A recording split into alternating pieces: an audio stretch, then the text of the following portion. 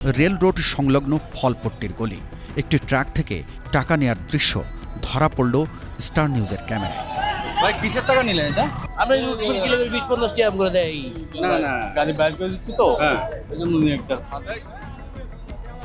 Lineman পরিচয় দেওয়া শরীফ এই পয়েন্টে দাঁড়িয়ে ট্রাকের সাইজ দেখে 300 টাকা পর্যন্ত নেন। ঠিক একইভাবে সোনারগাঁও রোড দিয়ে আসা ট্রাক থেকেও তোলা হয় চাঁদার টাকা। এই পয়েন্টে চাঁদা তোলেন এমনই একজনের সাথে কথা হয় স্টার নিউজের।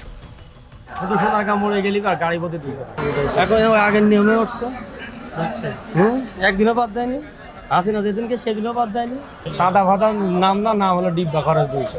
বড় মিয়া তোলে, ওর নাম বড় মিয়া, ওর নাম কি আজও আমার দাদাও জানে না। না আমি বড় মিয়া, ওই মানানহাতের বড় ভাই।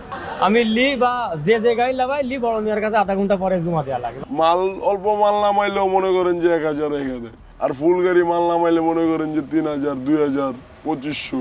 ঠিক আছে, যারতে যেরকম ভাবে রাখতে পারে। না দিলে মনে করেন যে এরা আবার ওইভাবে কি লাগাইতে পারবো না বা গাড়ির মাল নামাইতে পারবো না। চাঁদাবাজেরা যারা আছে এরা তেমন মনে করেন প্রকাশে নিতে পারে না। ধরেন লেবারের দ্বারা বা মনে করেন যে একটা ড্রাইভারের দ্বারা তারা নেওয়া আর কি টাকাটা।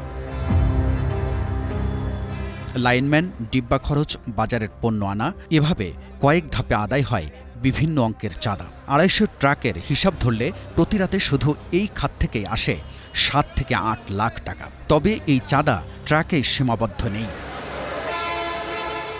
বাজার থেকে পণ্য নিয়ে বের হওয়া ছোট মাঝারি বাহন, এমনকি 3 চাকার ভ্যানকেও দিতে হয় চাঁদার টাকা। পাশাপাশি এলাকার আশপাশে বসানো সিএনজি, পিকআপ স্ট্যান্ড এবং যাত্রীবাহী মাইক্রোবাস মিলিয়ে দৈনিক চাঁদা ওঠে 10 লাখ টাকারও বেশি। স্টার নিউজের অনুসন্ধানে মেলে এসব তথ্য।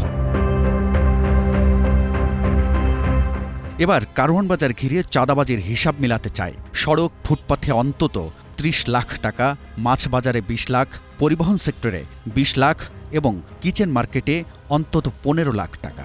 সব মিলিয়ে প্রতিদিন এই কারওয়ান বাজারে চাঁদার পরিমাণ কোটি টাকার ঘরে।